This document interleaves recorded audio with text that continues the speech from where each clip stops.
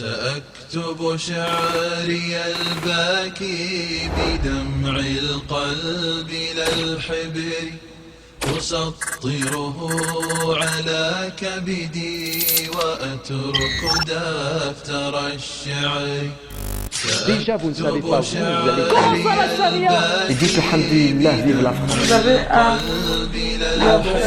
leader piégeur. Allah nous a créé beaucoup d'animaux. On a pu récolter une très grande somme.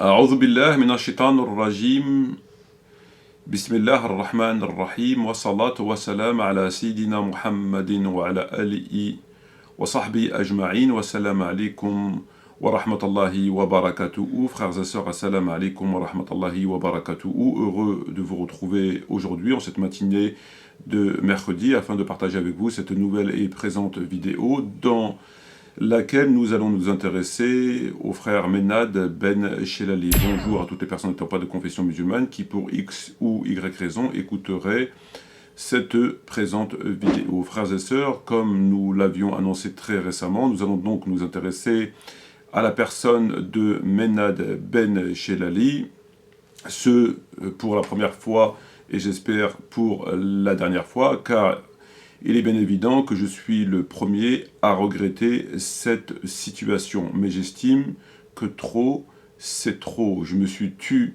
depuis au moins 2012 le concernant, nous sommes aujourd'hui donc en fin 2015, et je considère que c'est la goutte qui a fait déborder le vase. Je considère que c'est la goutte qui a fait déborder le vase. Trop, c'est trop. Et c'est pourquoi que j'ai décidé de parler et donc vous expliquer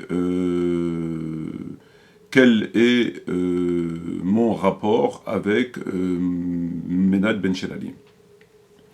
Alors, le titre de cette vidéo étant « Même toi, tu t'y mets ». Même toi, tu t'y mets. Parce que je considère, en tout cas je considérais que Menad Ben Shelali n'était pas concerné par la question des prédicateurs du système. Que les prédicateurs du système et leurs partisans, leurs fidèles, leurs copains m'attaquent, je considère que c'est normal. Considérant néanmoins que c'est moins normal qu'ils m'attaquent sous la ceinture, dans le dos. Néanmoins, n'étant pas né de la dernière pluie, ayant un minimum de lecture, je sais que ces gens n'ont ni foi, ni loi. Et que par conséquent, ayant trahi Dieu et son messager, moi, c'est même pas un détail.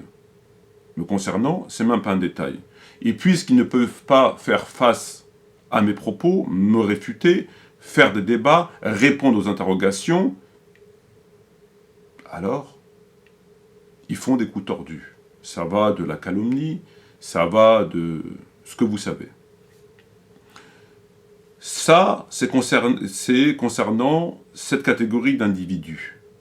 Ces prédicateurs, Tariq Ramadan, Rachid Abou Daifa, Hassan Hussein, etc., et leurs petits copains. À côté de cela, il y a d'autres prédicateurs, que je considère que, même si on n'est pas d'accord, même s'ils se comportent mal à mon égard, même, néanmoins, je me sens dans l'obligation, au nom du Coran et de la Sunna, de maintenir non pas des liens, mais au moins un lien. Le lien qui unit un frère à son frère.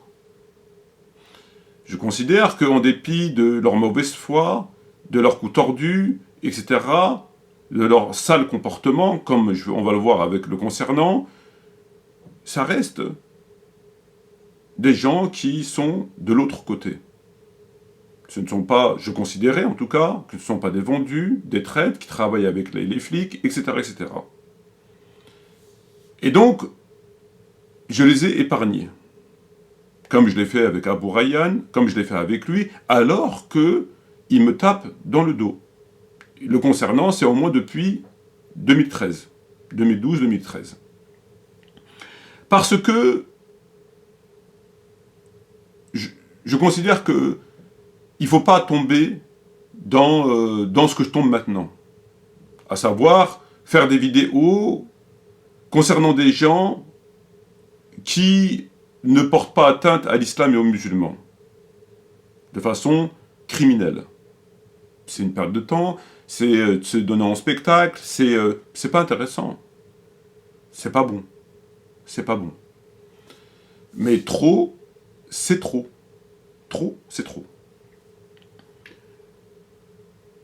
Alors, c'est quoi cette histoire de Menad Ben Chelali, alias monothéiste tolérant? Tout ce que je vais vous dire ici, je prends Dieu à témoin, et que Dieu me ressuscite le jour de la résurrection avec écrit entre les deux yeux hypocrite, munafiq, si, Allahumma amin, si mes propos comportent un mot de mensonge, de déformation, d'altération, de dissimulation, en tout cas tout ce qui peut tronquer la vérité. Si c'est le cas, que Dieu me récite avec le mot écrit entre les yeux, hypocrite le jour des comptes. Allahumma amin, et dites amin. Je n'ai jamais vu Menad Ben Chelali. Jamais. Je ne l'ai jamais rencontré. A contrario, j'ai rencontré son père, une fois, dans mon local à Argenteuil. Et j'ai rencontré un certain nombre de gens de sa famille. Pour la petite histoire, c'est que j'ai été contacté par des gens de sa famille, notamment une fille, probablement sa sœur, dans les années 2000, 2003, 2004, je m'en souviens plus très bien. Puisque j'avais une association ODPM, Organisation de défense des prisonniers musulmans, et bon, j'étais présent sur le terrain. Et elle me faisait savoir que sa famille, son papa, sa maman, lui-même, ont été incarcérés. Parce que, d'après elle et d'après les médias, sans rentrer dans les détails, celui-ci, donc Menad Ben Chelali, préparait une bombe. Préparait une bombe. Avait un laboratoire chez lui, dans sa chambre, et faisait jouait avec les produits chimiques qu'il envoyait sa sœur acheter à la pharmacie. Donc il faisait des mélanges, il aurait pu exploser tout le bâtiment, la moitié de la ville de Lyon, mais bon, sa famille avec, mais bon. Et donc il a été interpellé. Alors, au nom de la fraternité musulmane, j'ai aidé sa famille. De mon côté, j'ai aidé sa famille financièrement, et du côté familial, de mon côté, j'ai ma sœur qui est avocate et qui a défendu, auprès du juge antiterroriste, son papa et sa maman.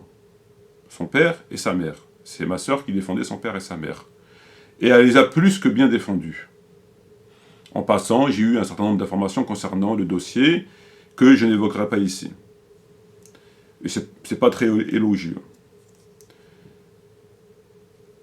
Voilà comment j'ai connu la famille Ben Chelali. Le temps passant,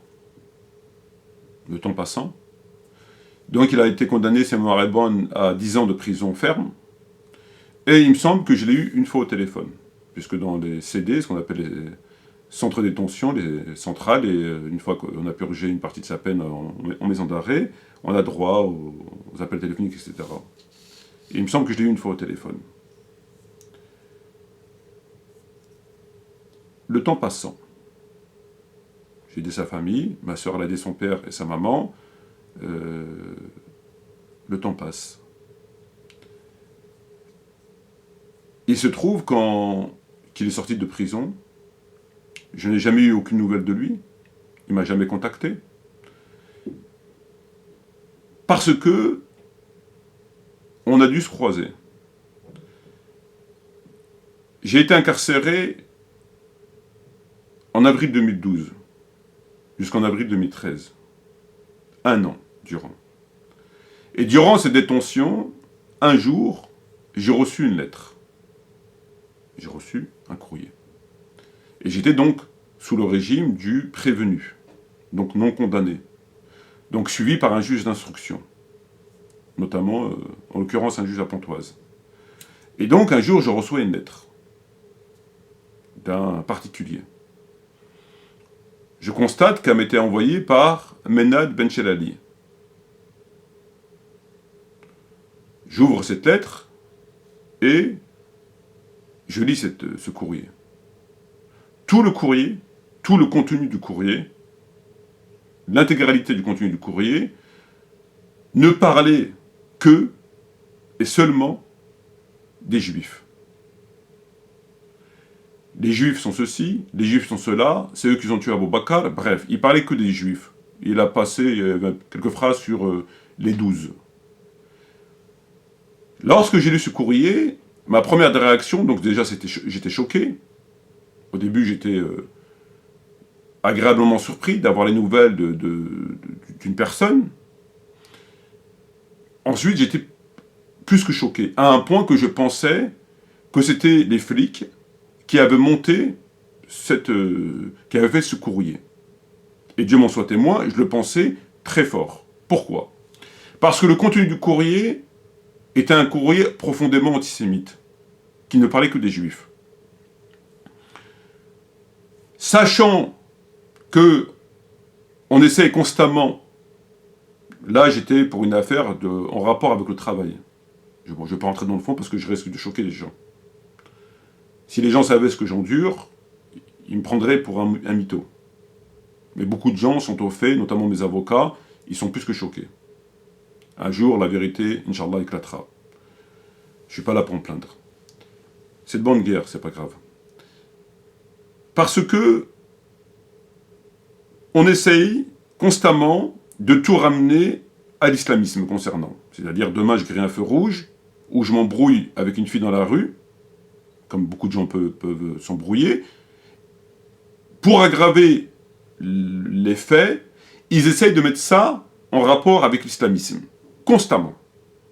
Parce que je suis fiché S13, comme l'a été Mera, comme beaucoup le sont, sûreté d'État. Donc constamment, ils essaient de ramener ça pour aggraver. Admettons, j'ai une société et que je ne respecte pas la loi en rapport avec le code du travail, que beaucoup de gens ne respectent pas, admettons, je ne déclare pas une personne, je vais avoir, moi, on va mettre en prison, parce que on va faire en sorte que ces infractions sont en rapport avec l'islamisme, et qui dit islamisme dit terrorisme, etc. Donc ça n'a plus rien à voir du tout. Je rappelle tout de même qu'une juge d'instruction à Beauvais, elle a dit mot pour mot ce qui suit. J'ai reçu un coup de fil de gens me demandant de faire passer cette affaire pour ce qu'elle n'est pas. Mais je ne mange pas de ce pain. En d'autres termes, au-dessus, on l'a appelé pour lui dire d'aggraver les choses, de faire en sorte que cette affaire est beaucoup plus grave. Et elle a dit « je ne mange pas de ce pain ». C'est une juge d'instruction à Beauvais, ce sont les mots d'une juge d'instruction à Beauvais, parenthèse. Et donc, lorsque j'ai reçu ces courriers, j'ai pensé que c'était un coup monté. Pourquoi? Parce que nous savons, tous ceux qui ont eu un rapport de près ou de loin avec la justice, que lorsque vous êtes sur le régime de la détention préventive, vous êtes suivi par un juge d'instruction. C'est-à-dire tout ce que vous demandez passe par le juge d'instruction, vous n'êtes pas condamné. Donc, par exemple, demande de parloir, le courrier, il est bloqué chez lui, après vous le recevez 1, 2, 3, 4 mois après. Donc, tout passe par lui, tout est filtré. Notamment, vous êtes aussi sur écoute. J'étais sur écoute en détention pendant 1 an. En détention, ils m'ont mis sur écoute pendant 1 an. Donc, j'en conclus quoi?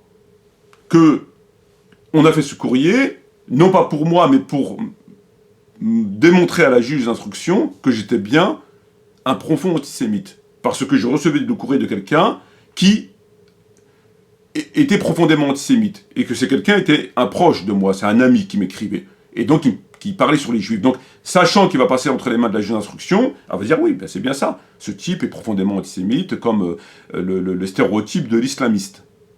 Donc, ça ne fait que conforter ce qu'on veut lui faire croire. Logique. Et, en réalité, il se trouve que c'est lui qui l'a écrit, c'est pas les flics. Donc lui qui a eu affaire à la justice et qui sait qu'au régime d'instruction, de préventive, le courrier passe par les instructions, m'a quand même écrit un courrier qui n'a aucun intérêt, parce que quand on écrit à quelqu'un qui est en prison, on ne lui parle pas des juifs, ça me semble logique. On lui demande s'il va bien, je ne vois pas pourquoi il me parle des juifs. Il me parlait des 12 et des juifs. Donc non seulement il n'y a aucun intérêt, et il me disait désolé, j'ai pas d'argent pour t'envoyer un mandat. Donc je vois aucun intérêt, et en plus, il savait très bien qu'il allait m'enfoncer. Ça me semble logique. Ça me semble logique, parce qu'il sait que le courrier va transiter entre les mains du juge avant de venir. Tout le monde le sait. Tous les gens qui ont affaire à la justice, seul un novice ne sait pas. Mais toute personne qui a eu affaire, et c'est son cas à la justice, sait que le courrier, etc. J'étais choqué. Et comment je l'ai su, c'est ma sœur qui me l'a dit, ma sœur l'avocate. Elle m'a dit, oui, c'est lui qui te l'a écrit, le courrier. Pourquoi? Parce qu'il avait été la voir. Et il lui a parlé de moi. Il lui a parlé de chiisme. Et ma sœur, elle lui a dit, mais pourquoi tu me parles de ça à moi? Parle avec lui. Si vous avez des différends sur la religion, c'est à lui qu'il faut s'adresser, c'est pas à moi. Et il a acquiescé. Voilà. Donc voilà son comportement. Un courrier, comme je vous ai expliqué. Je suis sorti de détention. Me connectant à Facebook, je le voyais. Depuis ce courrier, avant, je n'ai pas eu de contact avec lui seulement une fois au téléphone, comme je vous ai expliqué lorsqu'il est en détention. Depuis ce courrier, j'ai pas eu une nouvelle de lui. C'est-à-dire que je le voyais connecté, il me voyait connecté, il voyait que je postais des vidéos, et donc il savait que j'étais sorti de détention. Il m'a pas donné un salam. Wallah al-azim, Wallah, qui m'a jamais donné un salam. Il m'a jamais dit salam, je suis content pour toi, tu es sorti. À ce jour, là où je vous parle, ou à ce jour de mercredi, il m'a pas donné un salam. Et je le voyais connecté. Je me suis dit, c'est pas grave, je lui ai jamais fait la réflexion. Des gens venaient me voir en MP, me disaient, ouais, qu'est-ce que tu penses de Ben El Ali? Ma seule et unique réponse était de leur dire, j'ai rien à dire. Parce que je considère que il faisait pas partie des autres. Donc j'ai pas à dire mes différends, enfin ce qui s'est passé, j'ai préféré me taire. Donc depuis 2013 à aujourd'hui, donc 2 ans, bientôt 3 ans, j'ai rien dit sur lui. J'ai jamais fait état de ce courrier et de cette histoire. Mais là, j'estime que c'est trop. Là, j'estime qu'il va trop loin. Parce que il y a l'histoire du courrier. Déjà, c'est pas bon. Parce que je sors, il me salue pas. Il me remercie pas. Et en plus de ça, il fait de la pub à Mehdi ibn Salah, vous verrez ça sur son site, à Hassan Iqiyoussen, à Rachida Boudeifa, à Nabil El Nasri, et à tous ces gens, ces vendus. À tous ces vendus. Il leur fait de la pub. Et notamment à Abou Rayyan. Un jour, il avait fait une liste de prédicateurs musulmans en France. Il a mis un certain nombre de prédicateurs. Je ne figurais pas sur sa liste. Abou Rayyan figurait. Abou Rayyan, prédicateur musulman. Pourquoi pas lui, il pense que c'est un chimiste, déjà. Parce qu'il préparait dans un laboratoire. Donc, s'il se voit chimiste, il est logique qu'il voit Abou Rayyan comme prédicateur. Abou Rayyan qui ne connaît strictement rien à rien. Rien n'a rien.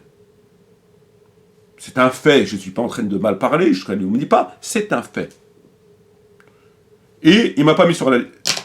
Le problème, c'est pas qu'il ne me mette pas sur la liste. Le problème, c'est l'accumulation d'un comportement sale. Il m'envoie un courrier, il m'enfonce. Il va parler à ma soeur de choses qu'elle ne connaît pas. Ma soeur, c'est pas une théologienne, c'est une avocate. Je sors, il ne me salue pas. Il fait de la pub, il m'a jamais cité moi, etc., etc., etc. Ça fait beaucoup. Mais j'ai pas réagi. À aucun moment, j'ai réagi. Jusqu'au jour où le frère, donc il y a quelques jours, il me contacte en MP. Et il me fait part d'une conversation qu'il a eue avec lui. C'est quoi cette conversation? Je vais vous la lire. Salam alaikum, donc le frère parle avec Ménad. Salam alaikum, tu m'as viré de tes contacts. Donc le frère mettra ça sur l'écran. Je t'ai fait quelque chose, j'avoue ne pas comprendre.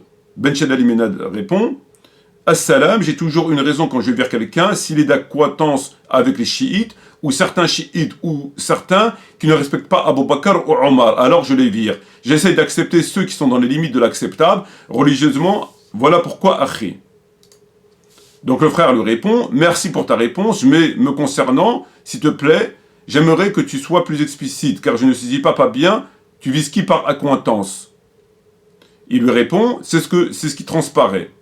Le frère lui dit, non, du tout, tu te trompes, je pensais après coup que tu parlais de Maître Matimamar, mais c'est pas le cas. Ben Chalali lui répond, oui, mais tu supportes ses idées.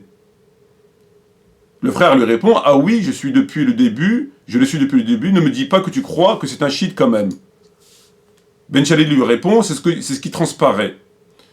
Et le frère lui répond, non du tout, tu te trompes, je pensais que tu parles de Maître Matimamar, mais c'est pas le cas. Oui, mais tu supportes ses idées. Enfin là, j'ai relu le même truc.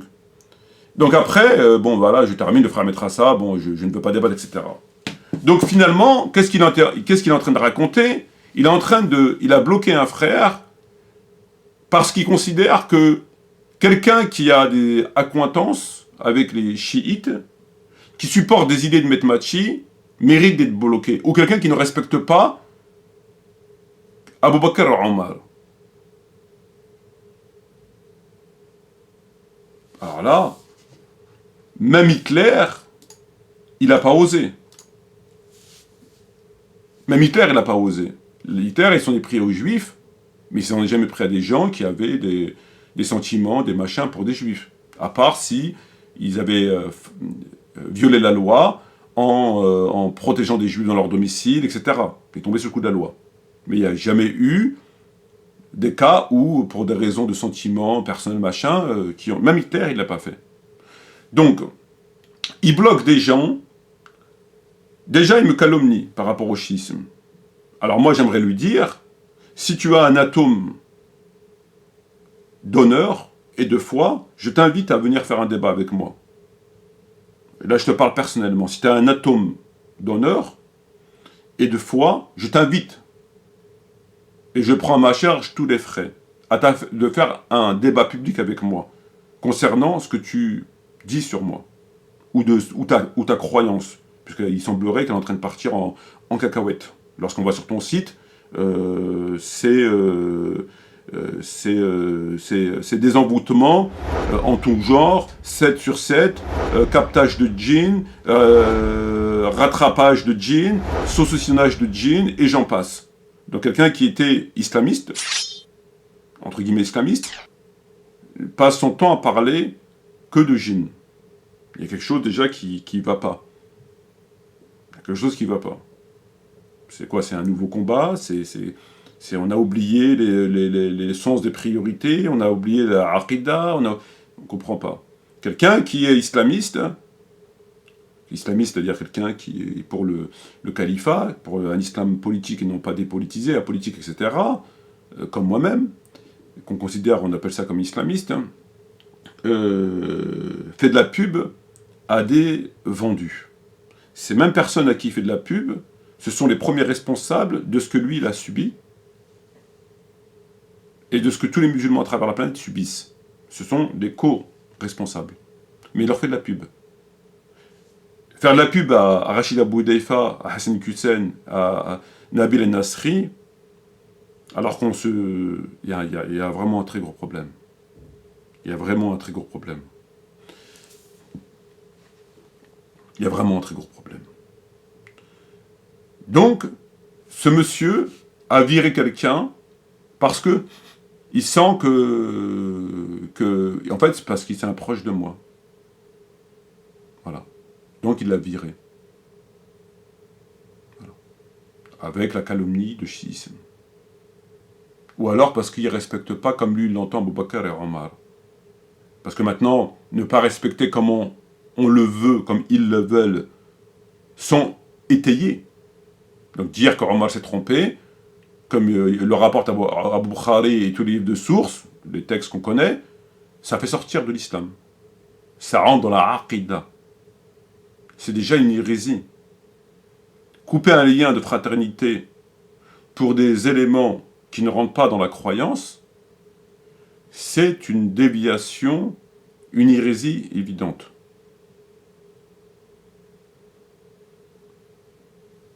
Voilà où il en est. A contrario, les autres qui passent leur temps à mentir sur Allah et sur son messager, il les a comme amis et il leur fait de la pub sur son site.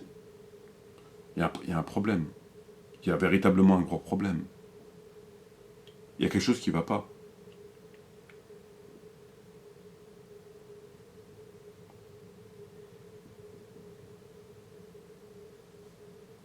Donc il me calomnie à son tour. Parce que moi je le mets au défi. C'est quand même terrible. Ils sont devenus fous. Quelqu'un comme moi, qui est le seul, sans prétention, défenseur du sunnisme, du véritable sunnisme, pas du néo-sunnisme, du véritable sunnisme, et qui est le seul à proposer des débats avec les chiites, qui est le seul à faire des réfutations, on vient le taxer de chiite en n'apportant aucun élément, si ce n'est que des délires, parce que ils ont des objectifs strictement personnels. Voilà à qui on a affaire. Moi, et je te parle personnellement, déjà que tu m'as causé un gros problème avec ta lettre, que je sors de détention, tu me salues même pas, et ce que j'ai dit, et que en plus tu me calomnies,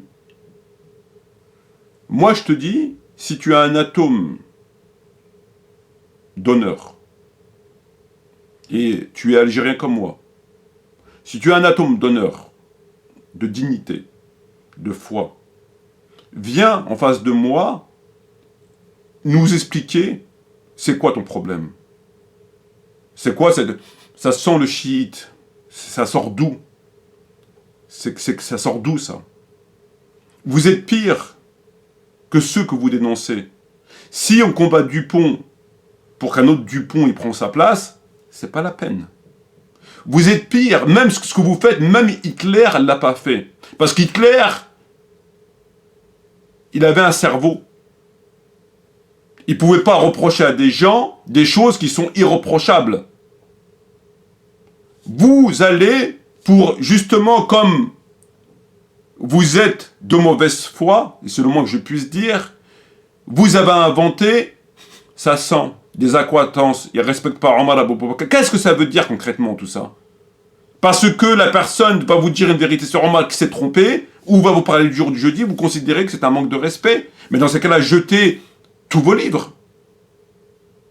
Jetez tous vos livres qui critiquent Omar ibn Khattab et Muawiyah. Vous jetez vos livres qui disent qu'Omar s'est trompé. Jetez tous vos livres. Vous êtes des néo-sunnites. Et vous serez incapables, par ailleurs, de faire un débat avec les chiites parce que, pour la simple et bonne raison que vous n'assumez pas ce qu'il y a dans nos livres. Vous ne l'assumez pas, par conséquent, vous ne cherchez même pas à l'expliquer. Vous n'avez pas d'explication, vous ne voulez pas en avoir. Parce que vous ne l'assumez pas. Et lorsqu'ils vous mettent des choses face à vous, vous êtes incapable. Parce que vous êtes à côté de la plaque. Mais de là à dire ce que tu as dit,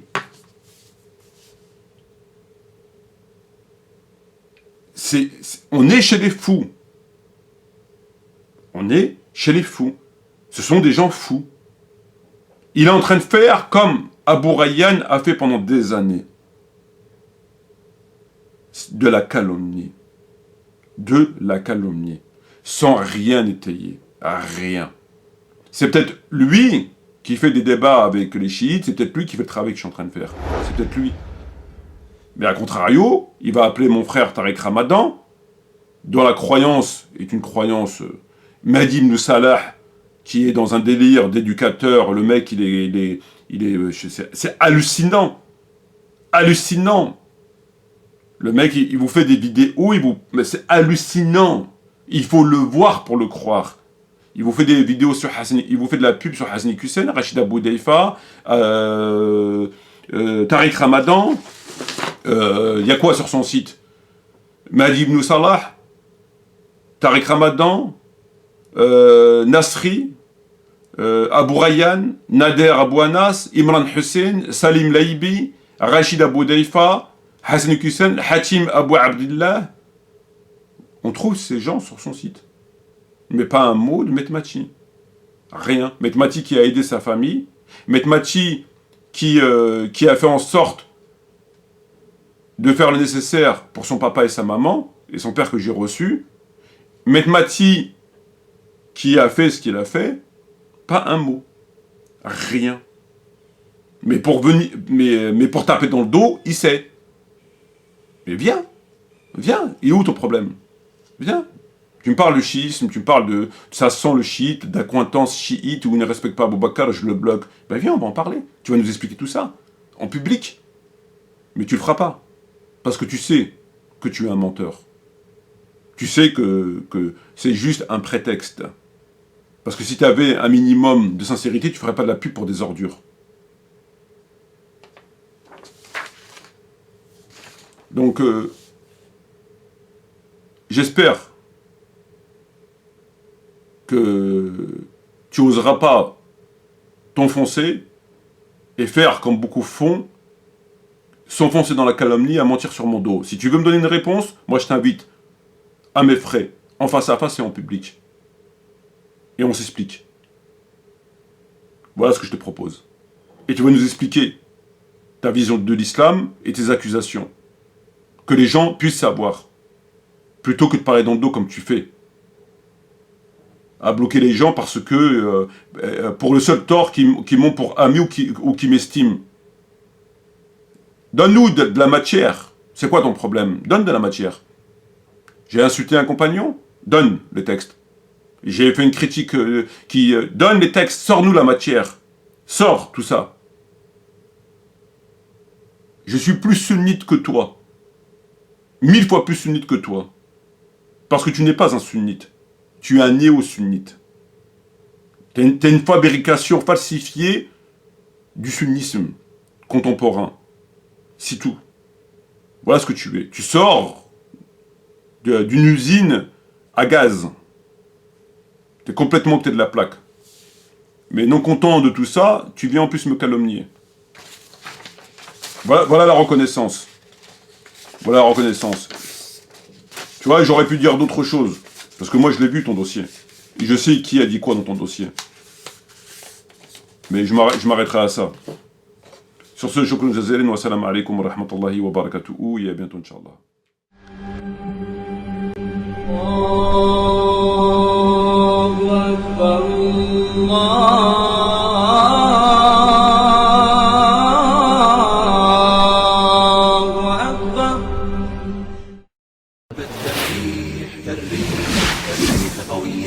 شبت كالنار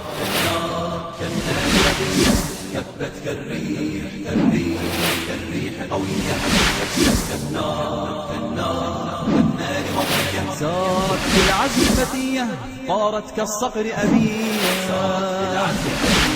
طارت كالصقر أبية أهلا قافلتي يا قافلة المهنية كبت كالريح